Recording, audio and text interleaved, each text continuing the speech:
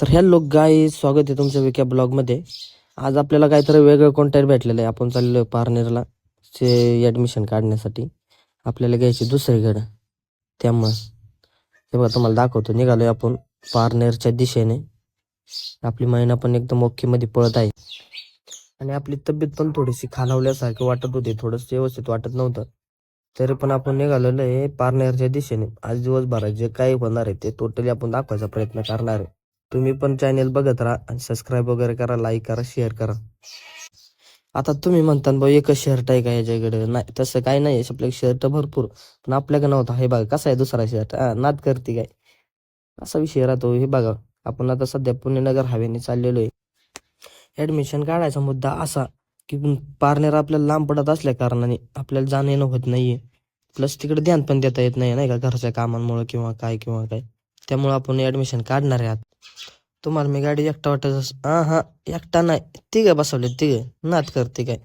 एक मध्ये मी माग आणि एक जण ड्रायव्हर आहे. तरी आपली मना सणाना पिररी कशी चालली वाटणे. न थांबता न अडखळता टाकला घेर काढला घेर, टाकला घेर काढला घेर. तुम्ही पण म्हणत असताना याला 2 ब्लॉक पडल्यात, शेण वाग होते. तसं काय नाही. 2 दिवस असायचे, 4 दिवस नसायचे, असा विषय आपला.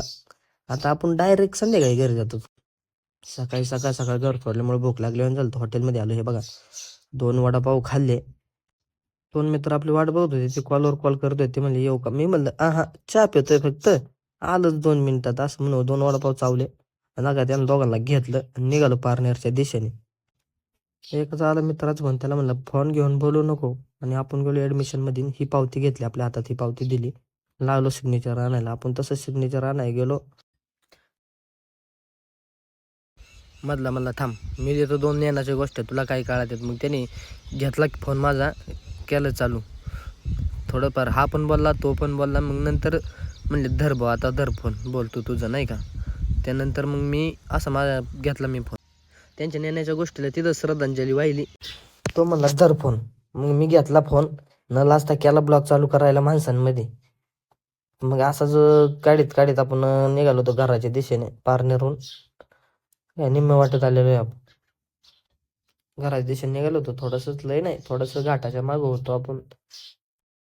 तब्येत पण जरा खालावल्यासारखी वाटते. रात्री रातच्या प्रवासात सध्या डोळ्यातून वगैरे पाणी वगैरे येते, ते इग्नोर करा. काय झालं आजारी थोडासा आजारी असल्यामुळे थोडीशी आत्मकथा सांगितली. आणि ही बघा आमची मस्ती. काय.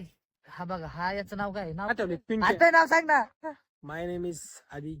Nice to meet you. Nice to meet. ऐक पिंट्या चैत्या नाव ठेवायचा कार्यक्रम उरकला आणि निघालो पुन्हा एकदा. असा चष्मा लावला मागच्या बाजूने आणि माझ्या शेवटपर्यंत ध्यानातच राहिलं नाही. चष्मा उलटा लावला, मी ध्यान पण दिलं नाही. असंच निघालो याच्या दिशेने. परत ह्या वातावरणामध्ये आलं का म्हणजे कुठंतरी बरं वाटत होतं. परत हवेला लागलो. मधला थोडंसं कट केलं. हवेला लागल्यानंतर परत देवदैठणला गेलतो. देवदैठणमध्ये अशी एक गोष्ट बघितली की जी बारीकपणे आम्ही शाळेत जायचो तेव्हा पांढरी टोपी वगैरे कपडे घालून आम्हाला बोलायचे. सेम ती संस्कृती आपल्या देवदैठणमध्ये जपली जात होती. आणि ते पाहून मला आज इतकं बरं वाटलं. मी खिडकीतूनच पाहिलं होतं, पण इतकं बरं वाटलं का कुठंतरी जुन्या आमच्या शाळेच्या वेळेची आठवण आली होती.